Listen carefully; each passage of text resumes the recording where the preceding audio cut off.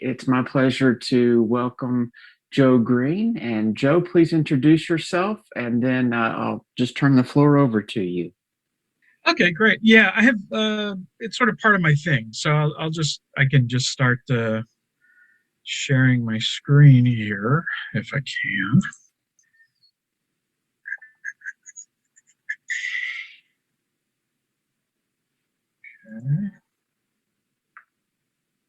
Okay, is that working? Yes, great.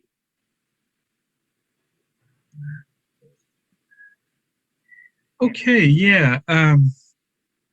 So this talk is called Supporting Relational Intimacy in Recovery. My name is Joe Green. I go have he, him pronouns, and there's my phone number and my email address just in case. And Um, I'll get into me in just a second. I wanted to start off with this quote because I think it's funny. Louis Althusser was a Marxist professor. He was Michel Foucault's professor, very influential at the beginning before Foucault sort of moved past Marxism. But anyway, the quote is ideology consists of trading your real problems for the imagined problems you would prefer. And I am not a therapist. I'm in recovery, but I think that is a perfect example of pretty much what I do every day with my folks, um, trying to find out what the actual problems that are disrupting their lives rather than the preferred problems that they start off talking about. You have to go deep into these things, as you guys know. I thought those are very on point description. And so, first thing to know about me is I am not in any way a therapist. I don't have any letters after my name. I work in recovery. So I work for a company called Recovery ATX here in Austin. I was in on an ACT team for 2 years before I started doing work with Recovery ATX. So we go out to people's homes, typically have dual diagnosis, some type of mental illness, in addition to problems with chemicals or alcohol, substance. And typically, the way we would do, I handle all kinds of folks, but they tended to try and get me in front of people who had substance issues. I've been sober for 11 years, and I used all kinds of stuff back in my heyday. I've also done a lot of different kinds of things in my life. I've written books. I'm a playwright who's had several plays produced. I made a documentary with Oliver Stone. I was a private investigator for a couple of years in Los Angeles, which I have a bunch of stories about. I learned a different kind of motivational interviewing doing that type of work.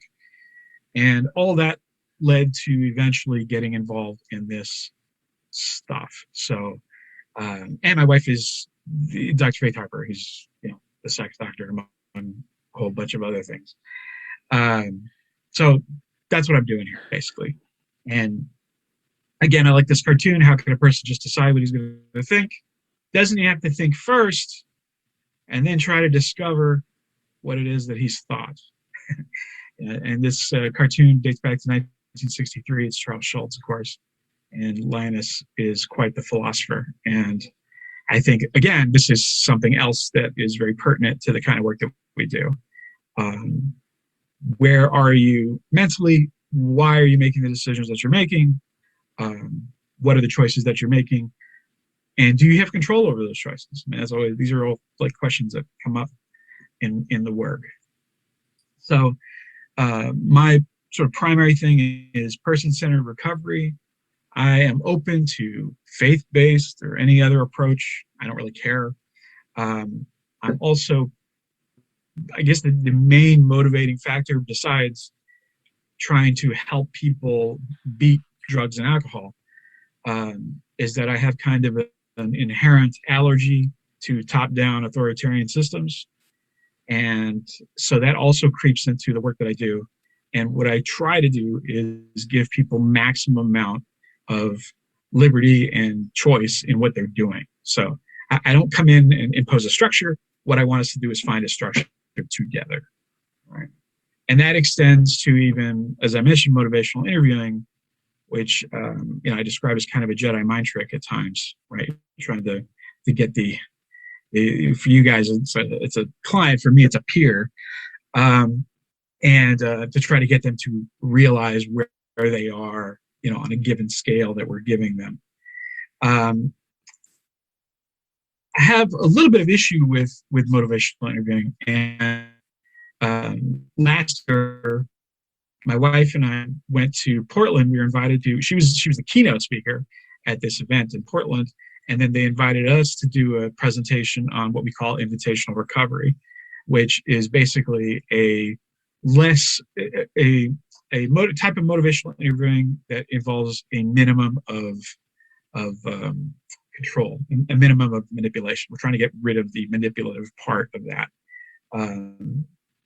despite the name therapeutic manipulation, right? So that is, there's a link for that later on, so you'll be able to see that if you want to. So I'm going to be talking about sex, intimacy, and recovery. One of the things that comes out in this is I do have, most of my peers are 12-steppers. I do have some issues with the big book and 12-step recovery in general. One of them is that these arbitrary timelines, first get a plant, get a dog, then you can, meet somebody hopefully, and you have to spend a year doing this and a year doing that. And obviously that's open to interpretation, but if going to AA meetings, a lot of meetings do not view that as something that is is up for debate. They think of these things as like, the Mosaic laws or something, the Ten Commandments. Like, this is how we do things, period. And those are often arbitrary and they leave no room for interpretation.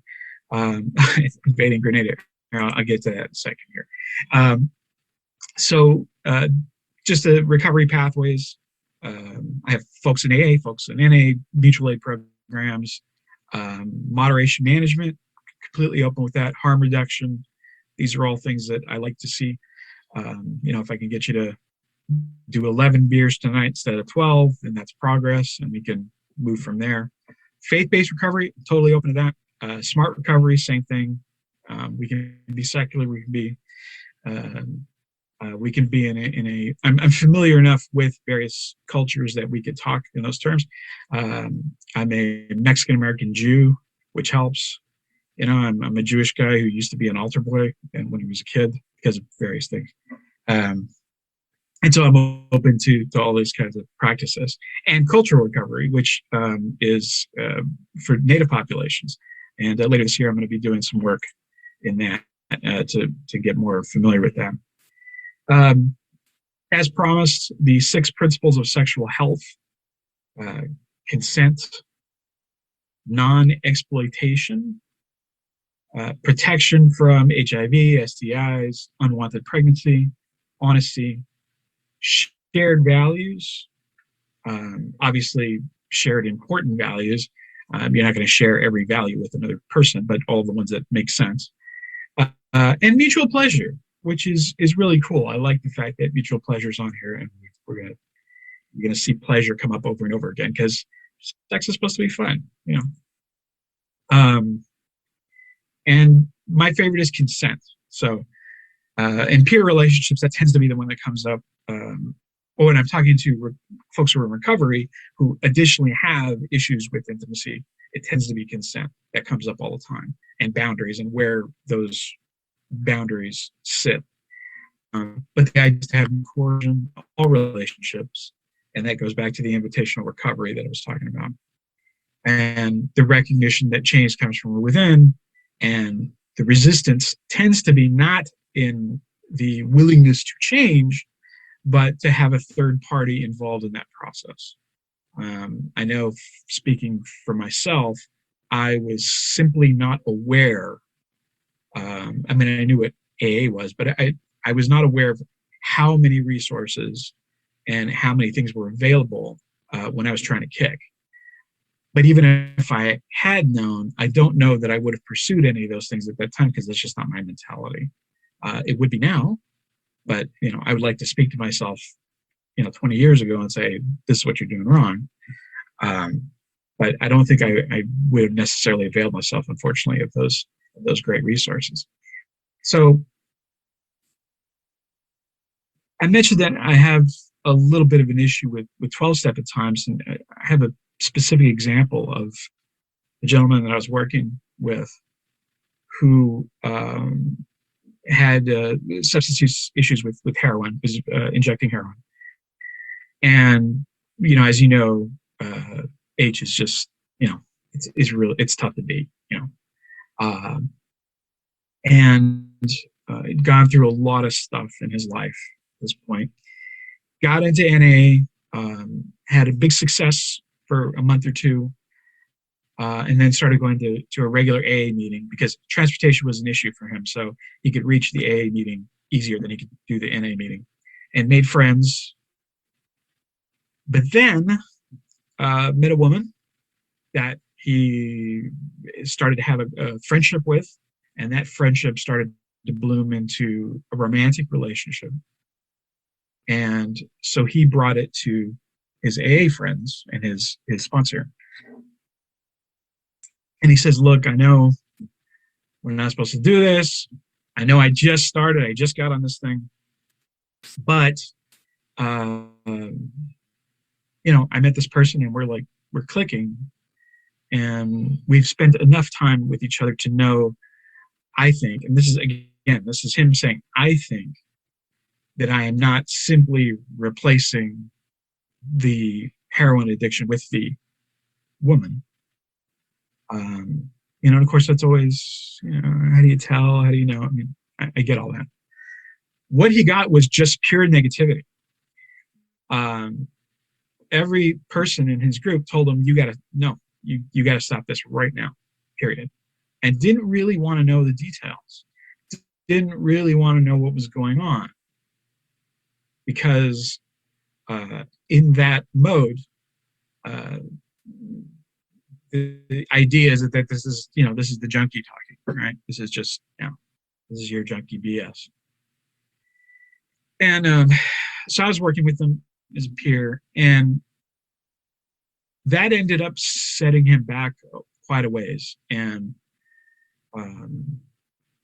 within a month or so, he ended the relationship, but also really did a lot of damage to his recovery, and ultimately relapsed and had additional problems. So where I come in on this is that I don't think any entity or authority should be able to dictate to that extent what you do with your life. So as soon as the recovery process becomes a negative in that way, then it's damaging to the recovery itself. So it's one thing to say, hey, look, have you looked at all of the possibilities? Are you sure that your feelings are clear and that you're not imposing more on this particular relationship because we know you just got out of this thing with heroin, and obviously you're looking for a lifeline, right? Is that what you're doing? Are you going for the lifeboat here? And to have those conversations and make those conversations an ongoing process and work with the person at that level rather than simply saying you broke the rules. And of course, I see folks who have current and past history with jail time, and they're in the court system. And so there's this idea, I think, sometimes that you have to have these hard and fast rules in order to get people to recovery. In my experience, and again, it's just my experience, those are usually contraindicated. That usually, if you invite the person to have a dialogue about what's going on, then you can maintain recovery and also do so without dictating somebody else's life to them or removing something in their life that's extremely positive. Yeah. Could the relationship with a woman have gone south on its own? Of course. I mean, that's the risk you take with any relationship. I mean, that's what we do. So you're telling this person you can't live your life anymore because you have this issue, and that's one of the things I take issue with. So um, I think it can be interfering with the very process of sexual intimacy to begin with. So I just want to look at these are some things on sexual health. This was the Mexico City World Congress of Sexual Health. The World Health Organization kind of adopted these. If you go to the WHO website, they put these on there, and then there's like a disclaimer saying that yeah, but we don't actually, you know, we didn't make these up, and you know they're not related to us, but here they are. But they're not bad. This declaration, number one, the possibility of having pleasurable and safe sexual experiences free of discrimination, coercion, and violence is a fundamental part of sexual health and well-being for all. I see no argument there. Access to sources of sexual pleasure is part of the human experience and subjective well-being. Sure. Sexual pleasure is fundamental as a matter of human rights.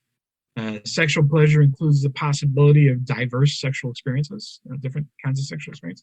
It should be integrated into health promotion and service. And, you know, this approach ultimately contributes to global health, sustainable development, when people are allowed to pursue sex within, you know, the ordinary boundaries of society. Their own selves within that and their own expression. Generally speaking, this is good for the world. So yeah, which I think again we can all basically agree with that. The sexual health then was defined. These are just a couple that I like. Of course, there's a million sexual health definitions out there. This one's the WHO in 2002, state of physical, emotional, mental, and social well-being related to sexuality.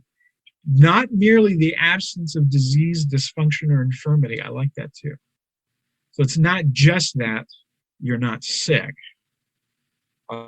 It's also that you are pursuing respectful sexual relationships within the context of having whatever types of sex with whatever human being with their consent. As long as everybody agrees with everything, then we're good, right? You have to respect each person as an end in him or herself. And this one was the Pan American one from '91. Very similar, ongoing process of physical, psychological, and social cultural well-being related to sexuality. I do mention this one with my folks a lot because, you know, I like that it's an ongoing process. It's the whole thing, what we're doing in recovery is that the process never ends. We stay in recovery, right? I haven't used anything in 11 years. Am I going to go to the club tomorrow and do a bunch of blow? I mean, maybe, right? Hopefully not. But there's no point at which I'm allowed to say that I am recovered. I'm not going to do this. So I like that. I like that. The same thing is true with our sexual well-being, our sexual health. Trying to foster harmonious personal and social wellness, enriching individual social life. Again, not merely the absence of dysfunction. I like this. So let's talk about pornography for a second. Whoops, darn it. Just 2 days ago, David Ley published an article in Psychology Today, and it's just kind of a summary of all the recent research about porn. It's called Is Watching Porn Right for You? And there was really just two main points that I wanted to bring up in all this. That the issues that come up when you're using porn tend to involve basically two things. One, using porn as a substitute for partnered sex without involving the partner. And two, the inherent moral difficulties or attitudes within the person that's actually watching the porn, which tends to mean religious or social notion. So, and there's more. I've got more stuff in this direction going on. So, common assertions about porn. This is from a paper, Learning from Pornography, Results of a Mixed Method Systematic Review, right? It is often claimed that young people increasingly learn about sex from porn. The literature doesn't bear this out, but doesn't really even address the question of where young people are getting their sex education. Sex education is virtually always addressed to young people instead of to adults, which may sound funny, but it's like the film The 40-Year-Old Virgin, right? A few years ago came out. Um, the whole point of the movie is what a joke it is that there's this 40-year-old man who's never had sex. Um, but if you think about it, and we know this from statistics, it's not that ridiculous. Like, this does happen to people sometimes, and it's not a comic situation; it's a tragic situation, right? They made it a joke that he didn't know like what a breast feels like or whatever, and that is not. I mean, if you've ever talked to somebody where this has happened, where they never got education from their parents, they never really got it in school, and they were too shy or had high anxiety and just couldn't address themselves to the people that they were attracted to, whether gay, straight, or whatever. Um, that is generally, it's a really sad situation, and something that would be very easily relieved. So I like the fact that this paper gets into that a little bit. Um, it also turns out that porn is kind of useful at exploring the mechanics of sex, and perhaps most pertinently for young gay men. That this provides. Obviously, there are models in porn that are not something that we would necessarily carry over into real life. But at the same time, it does show you some of the physical and mechanical stuff that's involved in the sexual act. It's perhaps not as spectacular as it is in real life as it is in porn generally, or involve nurses, but the idea that you are looking at the specific act of watching people having sex is not something that's repeated elsewhere. And that improvements in sex and relationships are necessary. Both sex and relationships are necessary. And then there was this other article that found these are pretty new. This one's from last year also. The idea being that porn is causing people to have less sex. If you watch porn, you develop a problem with having relationships with other human beings, and you stop having sex with human beings. Okay. So what they did is they looked at erectile dysfunction in this particular, and as I remember, this is a pretty heteronormative study, if I recall correctly. This is basically looking at men and women. The searches for porn and erectile dysfunction have both increased over 16 years. Of course, I don't know if they controlled for that because the internet has also grown over 16 years, so I'm not sure that that means anything. However, in the last 5 to 6 years, porn searches have gone down a little, but ED has stayed the same. They also talk about an article in Time in which John Gottman of the Gottman Institute stated that porn is bad for intimacy. However, there isn't really much researched evidence for that, but the statement does happen to benefit John Gottman, which we started off with a Marxist, Louis Althusser. So this is a Marxist interpretation of John Gottman's remarks about porn. And then finally, violent porn can depict demeaning images of women, but there is no known correlation between that and actual behavior. Of course, people have been going around and around on this particular issue since the 70s, whether or not violent porn results in poor relationships or violent real life experiences. With, there doesn't seem to be any evidence to that effect, that there is a known correlation. And of course, there'd be a lot of things you'd have to rule out before you get there.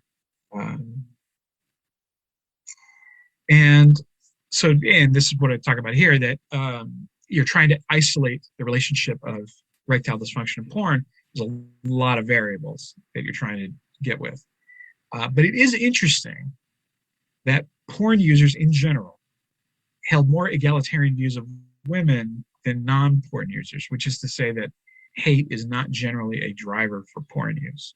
Statistically, again, it all depends on their, how good is their research. But from what we can tell, people who use porn actually respect women a little bit more than not.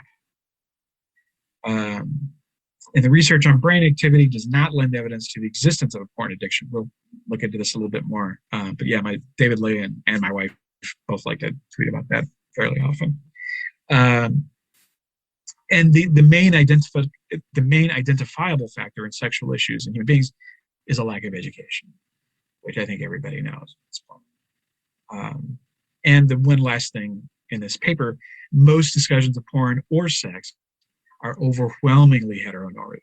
So this is, I guess, starting to change a little bit, but this is something that's going to require enormous change based on the variety of sexual experience and the flowering of various sexual identities that's coming through at this point in time, and I'm sure we'll continue to do so. So, so this just a couple of memes. Not sure if I'm a sex addict or just a normal horny guy. I used to be addicted to coke, but now I'm addicted to sex, and that's a lot better. So it doesn't really work like that, and we'll see why. So there's drug and alcohol addiction. Is there also sex addiction? Not really, so far as we know. Again, this is a paper by Joshua Grubbs and others from June of last year on sexual addiction 25 years on. As I'm sure you know, the DSM excluded hypersexual disorder. They did accept compulsive sexual behavior disorder, and that was included in also in the ICD-11 as a disorder. The addiction part of it seems to have come from this book, Out of the Shadows, Understanding Sexual Addiction, 1983 by Patrick Carnes, which was very, very popular. So the diagnostic criteria for CSBD, for one, engaging in repetitive sexual activities, is the central focus, excluding other interests and responsibilities. That person has made numerous attempts to curtail the behavior. The person continues the behavior despite a lack of personal satisfaction. Okay. The pattern of failing to rein in the behavior is manifested over an extended period. Spongy all of these are. Like, and what does that mean? Numerous attempts to curtail the behavior despite a lack of personal satisfaction. Like, where's that personal satisfaction coming from? An extended period. The behavior causes distress or impairment of family, social, educational, occupational, or other important areas of functioning. So it interferes with your social and intimate relationships. Okay, so some of the problems. This diagnosis is inherently biased against non-traditional behaviors, right? What type of sex qualifies as sex? This diagnosis can be complicated by the individual religious faith or sexual orientation of the person. And the other problem is there ain't no evidence. So far as anybody can tell, obviously, don't take my word for it. These folks that are researching it do have letters after their name, and they've been publishing in journals. And there doesn't seem to be an effective correlation. And they've labeled it as a process addiction. But as Alfred Kinsey pointed out, an nymphomaniac is someone who has more sex than you do. Right? You ever saw George Carlin used to do this routine about driving. And he said, when you're driving, the only other drivers are idiots and maniacs. The idiots are going too slow, and the maniacs are going much faster than you are. Now, this guy's an idiot. He's blocking me. That guy's a maniac. What is he doing? Yeah. That tends to be the problem, is that these are inherently arbitrary and subjective designations. And there's also a problem in that the pleasure centers that light up when you do really good cocaine also light up when you're having really good sex. So that physical manifestation is not a negative thing. Like, you're supposed to have fun when you have sex. But this is the one that I found really, really interesting. The one exception to the attempting to put the word addiction on various things like sexual addiction, shopping addiction, which is funny because another one of the arbitrary things about shopping addiction is that typically you think of it in terms of women, like women have shopping addiction, right? Well, except that the types of behavior that are involved when guys do it, they become collectors, right?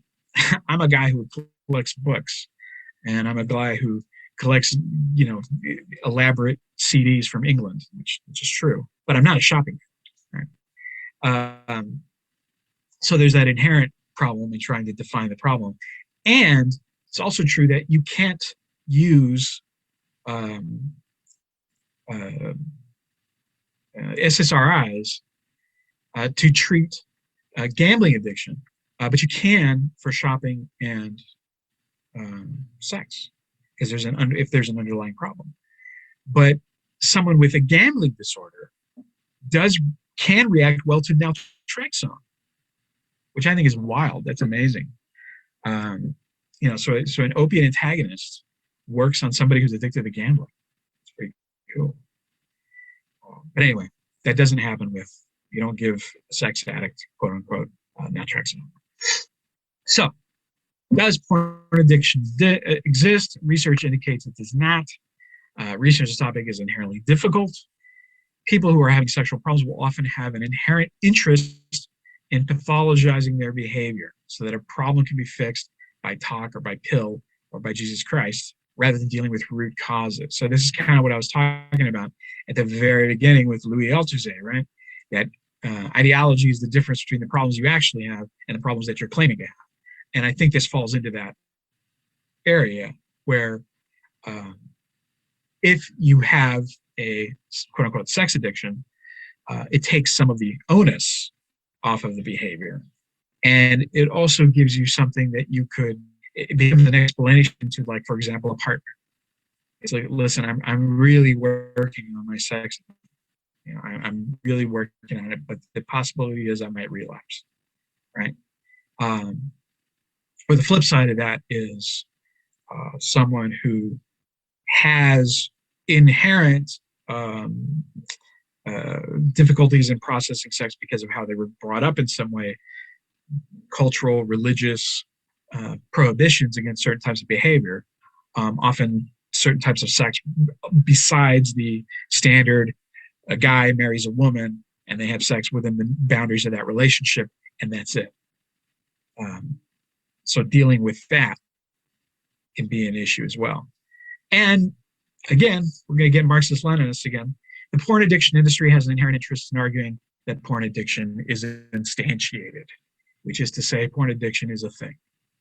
Of course, the porn addiction industry wants to say that addiction is a thing. There's, you know, we got to keep the business going, right?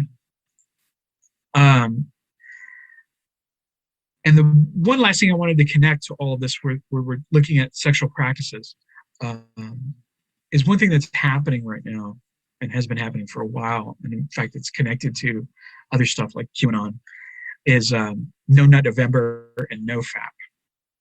These are basically guys, mostly white guys, who are saying that you shouldn't masturbate. Yeah. Really bad advice, as it turns out.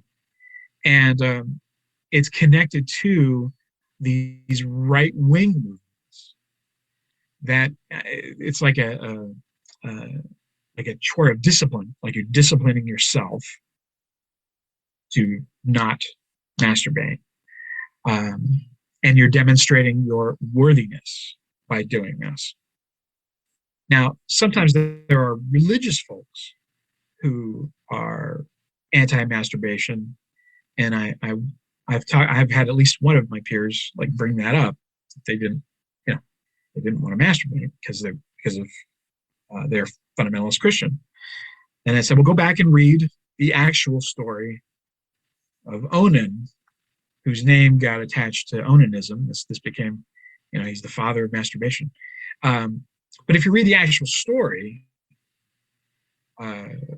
it was his brother's wife that he was going to have sex with, or did have sex with, because he was obligated to after the brother died, and he didn't want any more heirs because he didn't want anybody to split the fortune, the family fortune.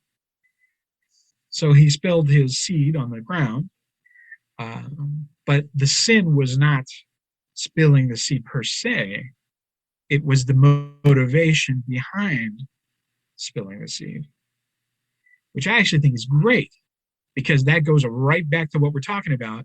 Like what I talk about with my peers, it's not, when we're looking at a particular action, what I'm trying to find out is what the motivation is and then how we're going to work on that.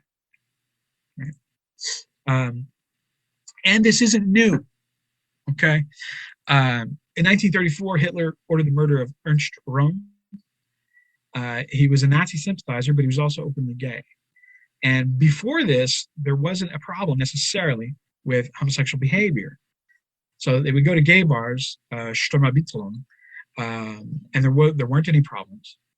In 1935, the Nazis put some more strength into these bills that criminalized homosexual conduct and mutual masturbation. And this was part of a general policy for sexual rights to be under the purview of Aryans only. I mean, it was a whole point. They wanted to control everything. They wanted the Aryans to be in charge. And in particular, they wanted to be in charge of sex and reproduction. And this is something that, again, you see this in history over and over again, that there are these attempts by large societies to control those two aspects, including self-pleasure. And then under the Lebensborn program, Heinrich Himmler required SS officers to follow their child before they headed out for the war. And I think it's funny because Stanley Kubrick clearly knew about this. Because if you've ever seen Dr. Strangelove, came out in 68? Maybe a little earlier. Sterling Hayden plays General Jack D. Ripper, and he's talking to Peter Sellers. I can no longer sit back and allow communist infiltration, communist indoctrination, communist subversion, and the international communist conspiracy to sap and impurify all of our precious bodily fluids. And he's talking about how he won't, he's a no-fapper, right? He won't excrete his semen because he's got to keep it pure. And this turns out to be, as I'm sure most of you guys know, it's actually a really bad idea because your sperm's going to get rid of it anyway. I mean, your body's going to get rid of that sperm anyway. You're going to have nocturnal emissions at a certain point because your sperm are not immortal, and they're going to sit in your sac, and they're going to gradually grow old and die. And, that's no good. So the body's going to get rid of them because it wants all new fresh sperm. In fact, there was a Harvard medical study. I don't have it in this thing, but there was a Harvard medical study last year that attributed daily orgasms to increased health, especially as you got older. Fascinating.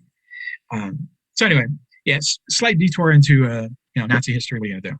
I think it's interesting because there's a definite connection to a behavior that you may see in your offices too, and that I have seen as a peer trying to deal with somebody who's like super into Jordan Peterson, where these right-wing guys are telling themselves that no fap is a good thing.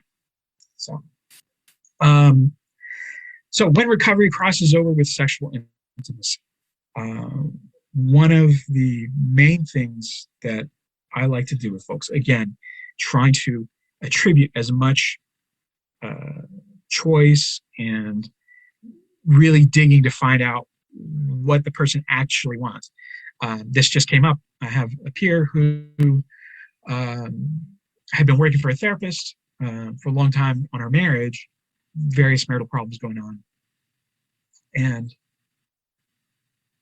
the way the discussion had been framed had been, so what are the boundaries going to be before you've decided that you've had enough and you're going to leave? Okay.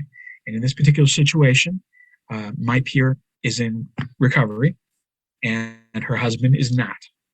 He's not in active recovery and he's using 3 times a week, whatever.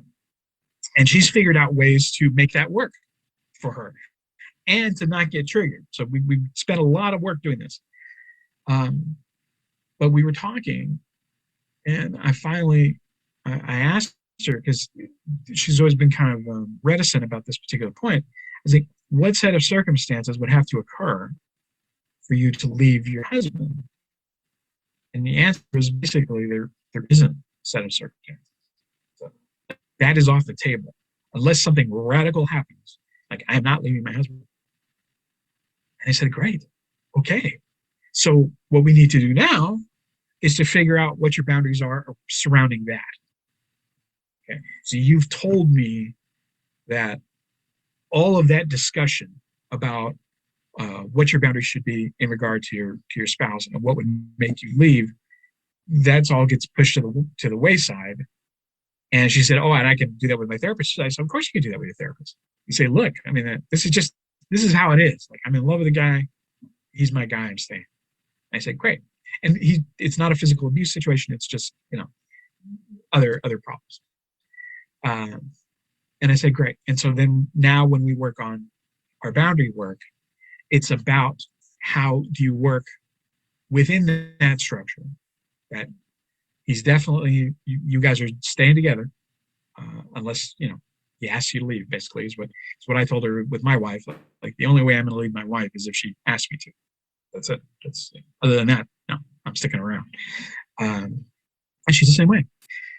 So does the peer agree with the proposed boundary? Like, and even though I work with these all the time, it was still kind of like, man, that's so great. And it's a good thing for me to remember all the time. Like, to always put myself in the situation where I'm really listening to what my person is saying and building our recovery plan based on that, including, I'm not going to be the one to tell her she needs to leave her guy. Like, that's not for me to judge. Okay. That's going to be her decision down the line. And I have to respect that. I absolutely have to respect it. So, that was a good example. So, substance use recovery and sexual intimacy issues, they have areas of overlap. Like, they may be driven by trauma, may even be driven by the same trauma. And of course, I am not a trauma therapist, so I don't get into the specific trauma, but I have learned a few things from my wife.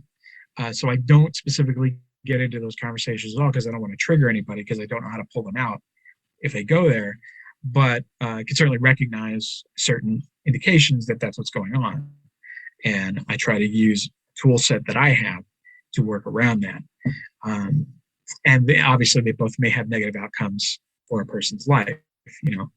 Using cocaine every day is correlated with negative life outcomes. Just like, sleeping with other people constantly without having a structure in place to allow for that. And that's the other thing, which I didn't put in here, but so much of what's out there in the culture is heteronormative. It's specifically a person-on-person relationship. You have one person that you pick, and that's who you stay with. And like, I'm like that, but lots of people aren't.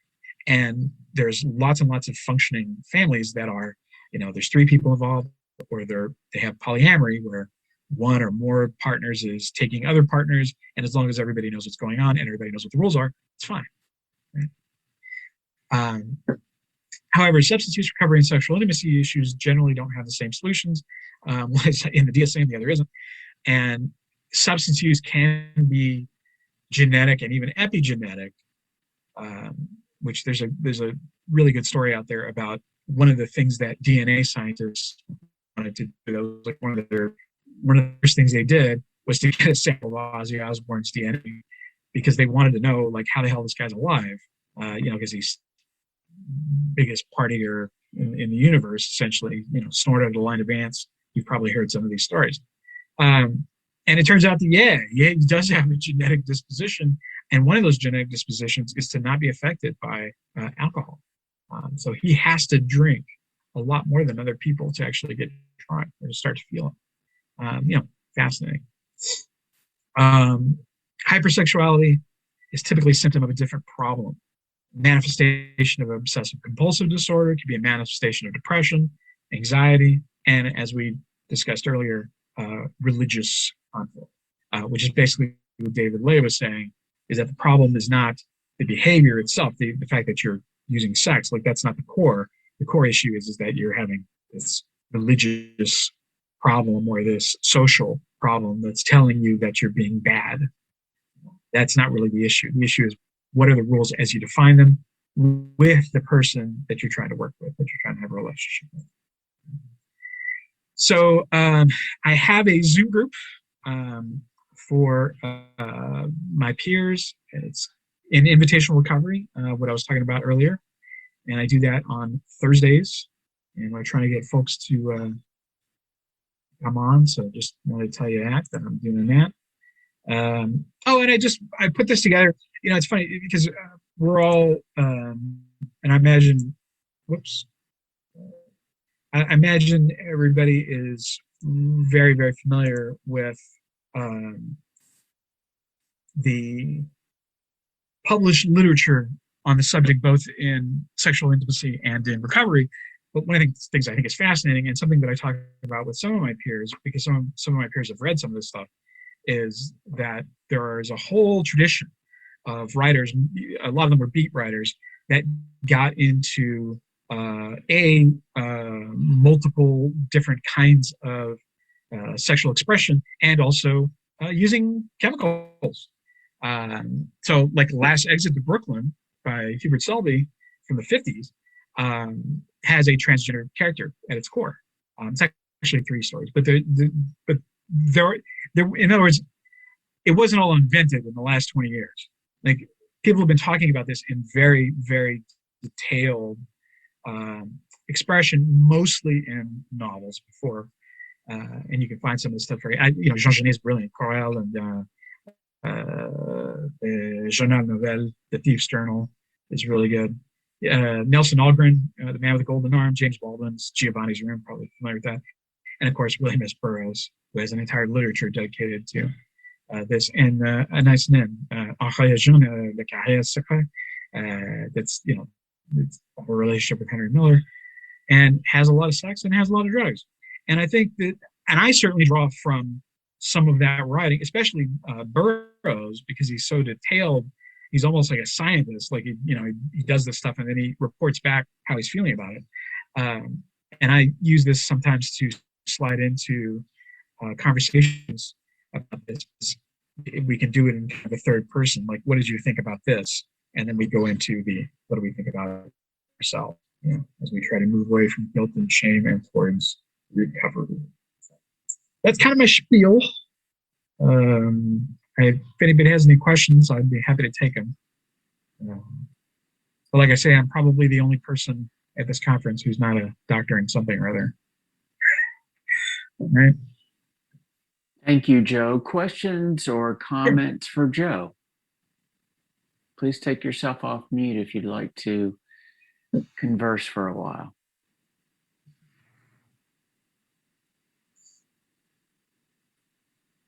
And if not, you can always email me. I'm happy to take emails. I get emails all the time, but hopefully that was of some use. And if anybody wants the presentation, I can also, if you send me an email, I can send it to you as well.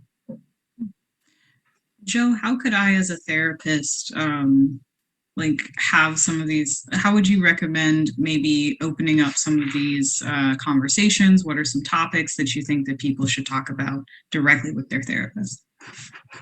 Well, so what I typically do is the first few times I meet with somebody, I barely talk about recovery in any kind of formal sense at all. And that's because when I go into these conversations, because people are so different, and particularly the population that I work with can be wildly different, I want to know what the structure is. So where did you come from? How did you grow up? What was your family life like? Did you go to church? All those kind of things, without being interrogating, but we just talk. We just have that, and I start to build like a little thing of like, okay, these are some things that I can start to talk about in reference to this. And that's why I just brought up like some of these novels. For other people, it may be YouTube videos, that they've seen that have some kind of relationship with that, or maybe a movie, or especially like Netflix has these various series about young folks and drugs and expressing different sexual attitudes and all that. And I'm kind of an anti-formalist, so I don't really carry a hard and fast thing like this is what we do. Like, I have worksheets like anybody else. But I want to know more what they're about, because I feel like getting to that core is going to help me maintain their recovery. Because we can go down the line, I can spend 3 months with somebody and then, oh, but by the way, I have this, and oh crap, like I've been doing this wrong for 3 months. You know what I mean? So I don't know if that's helpful.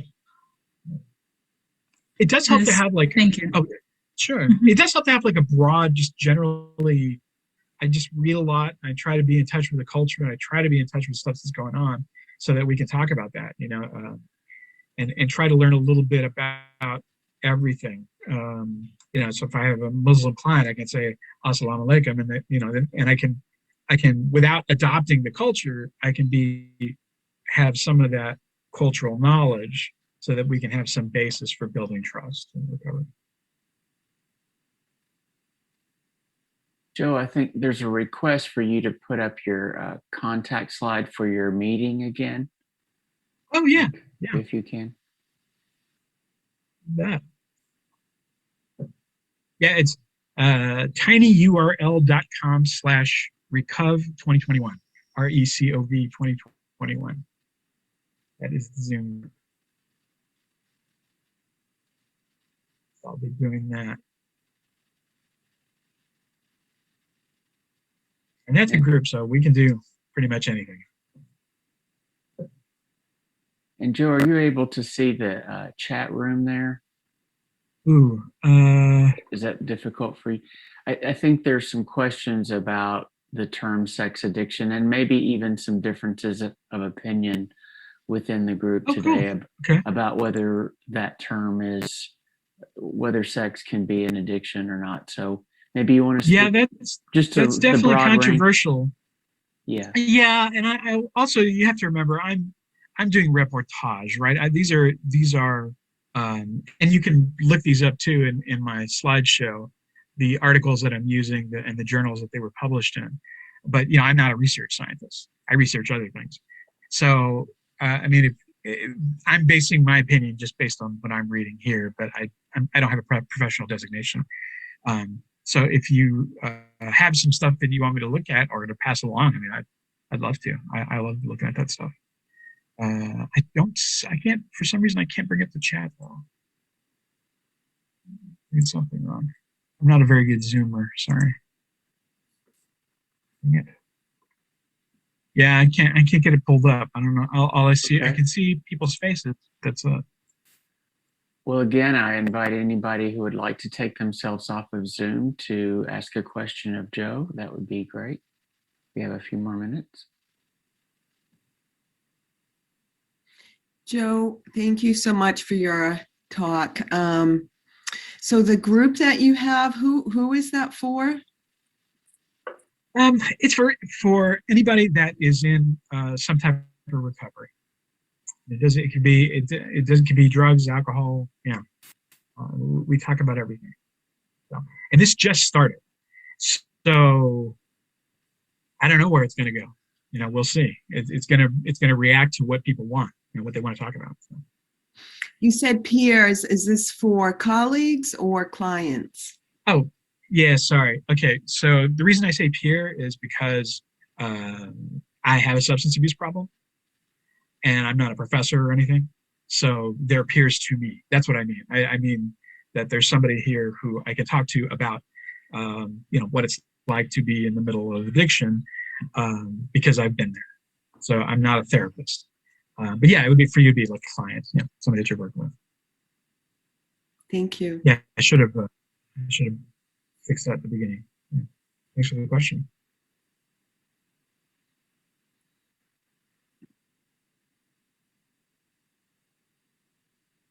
Maybe? Anybody else have a question for Joe?